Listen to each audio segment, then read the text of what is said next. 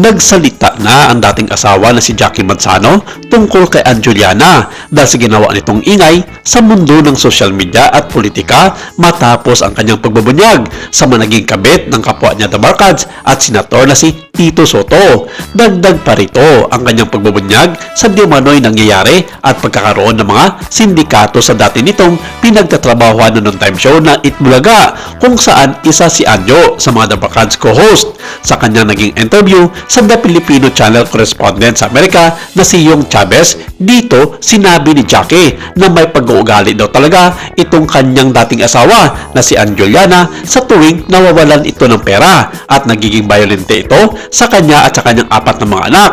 Ayon pa kay Jackie, yung pinakaayaw niya daw noong sa taong ito na kanyang pinapatukulan na si Anjuliana ay ubod ng yabang. Kahit walang-wala ng makain ang kanilang pamilya ay ipinapakita para nito sa madla ang kanyang kayabangan na parang hindi nagugutom.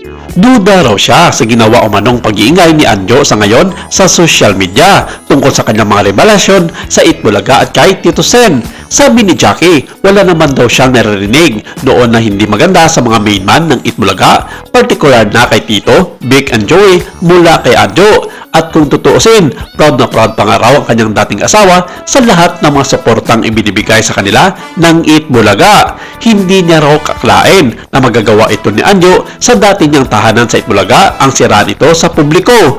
Nagpapagamit ng Diomano si Anjo sa ibang tao dahil alam niyang lubog na raw ito sa mga utang at hindi na kayang bayaran ang lahat ng mga ito. Wala raw idea si Jackie kung sinong mga tao ang gumagamit sa kanyang dating asawa para mag-ingay at siraan ang dating non-time show na kumukup sa kanila at nagbigay ng maraming oportunidad sa kanyang dating asawa na si Anjuliana. Samantala, kahapon lamang ay nagbigay na naman ng kanyang bagong payag ng aktor-komedyan sa publiko sa pamamagitan ng kanyang TikTok video na binibiro lang daw niya ang Manoy may jowa o kabit si Senate President Vicente Tito Sotto.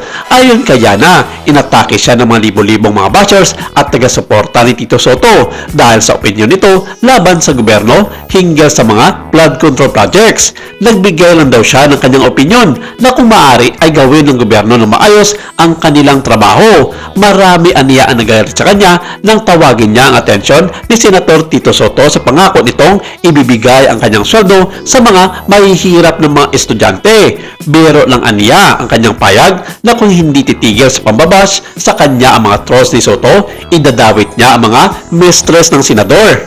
Pero binalikan niya ang mga trolls at bashers niya na umano'y nananawagan na bayaran na niya ang napakalaking utang niya kay Kuya Will. At sinabi nitong wala raw pakialam ang mga ito kung may utang siya sa Wawawin host. Sabi nga ng ilang mga netizens nga tama nga raw ang mga pamubunyag noon at ngayon ng dating asawa nito na si Jackie Manzano na hindi na nga raw nawawalan ng mga utang itong si Anjo noon pa man. Nabubuhay na lang daw ito sa pangungutang sa kanyang mga kapwa-artista at maging sa ibang tao dahil sa kawalan ng trabaho sa industriya. Gayunpaman, sinabi ni Anjo na hindi niya inaasahan na magiging sanhi ng kaguluhan sa social media at politika ang kanyang mga ginawang pambibiro kay Senator Tito Sotto.